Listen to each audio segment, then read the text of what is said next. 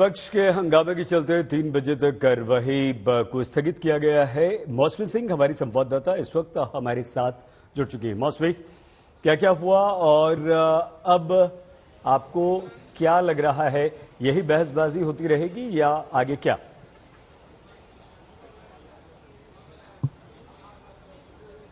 जी बिल्कुल, देखिए सईद, लगातार जिस तरह से नो कॉन्फिडेंस मोशन को एडमिट करने के बाद विपक्ष कह रहा था कि कोई भी बिल नहीं लाया जाए और पूरी इस विवाद के घेरे में खास तौर से दिल्ली सर्विस बिल था, उसको आज सरकार ने पेश कर दिया।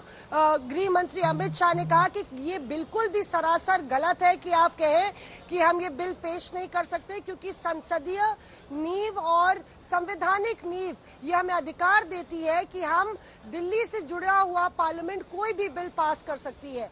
दिलचस्प है कि बीजेडी ने इसका समर्थन किया और कहा कि कोर्ट ने भी कहा है कि अनलेस पार्लियामेंट इनैक्ट्स, तो बीजेडी का भी समर्थन सरकार को मिला। और यहाँ पे जो तमाम इंडिया पार्टी के मेंबर्स थे, जबरदस्त नारेबाजी देखने को मिली, एक नीले रंग का पोस्टर भी नजर आया और यहाँ तक कि जितने मेंबर्स हैं उन्होंने कहा कि ये बिल बिल्कुल इलीगल है, ये इंडिया पार्टी मेंबर्स का कहना था। तो आप खुद ही देख लीजिए किस तरह से बिल्कुल खेमों में बटा है इस बिल को लेकर संसद। मौसमी, 1 मिनट आपको रोक रहे, एक बड़ी खबर इस समय आ गई है। सदन में हंगामा करने पर अध्यक्ष ने चेतावनी दी है विपक्ष के सांसदों को और ये कहा कि मुझे काम करने दे वरना कार्रवाई की जाएगी, यानी कि आपको सदन से बाहर किया जा सकता है। सदन का समय बर्बाद आप ना करें। लोकसभा अध्यक्ष ओम बिरला ने ये कहा है, सख्त चेतावनी देते हुए कहा है कि मुझे आप अपना काम करने दें वरना आपके ऊपर कार्रवाई होगी, आप सदन का समय बर्बाद कर रहे हैं।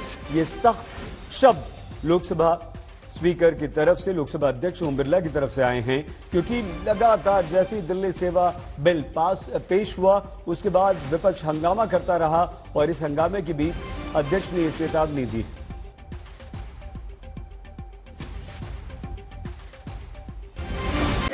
के दायरे में है ये बिल और इसे पेश करने की अनुमति दी जाए, अमित शाह ने कहा। मौसमी सिंह हमारे साथ है। मौसमी, विपक्ष कह रहा है जब अविश्वास प्रस्ताव लाया गया है तो आप बिल पेश नहीं कर सकते, क्या कोई संवैधानिक इसमें अड़चन है या ये किया जा सकता है और इसी पर अब आगे चर्चा होगी?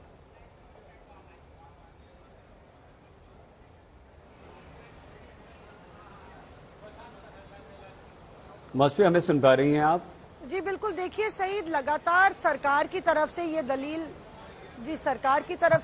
दी जा रही है कि दिल्ली को लेकर अगर कोई कानून एनैक्ट करना है तो ये पार्लियामेंट के अधिकार क्षेत्र में आता है, जबकि विपक्ष ये कह रहा है कि ये दिल्ली सरकार के अधिकारों का हनन है और जो संवैधानिक अधिकार एक सरकार को दिए गए हैं उसमें हस्तक्षेप करने की कोशिश है, अपने आप को बुलडोज करने की कोशिश है केंद्र सरकार द्वारा।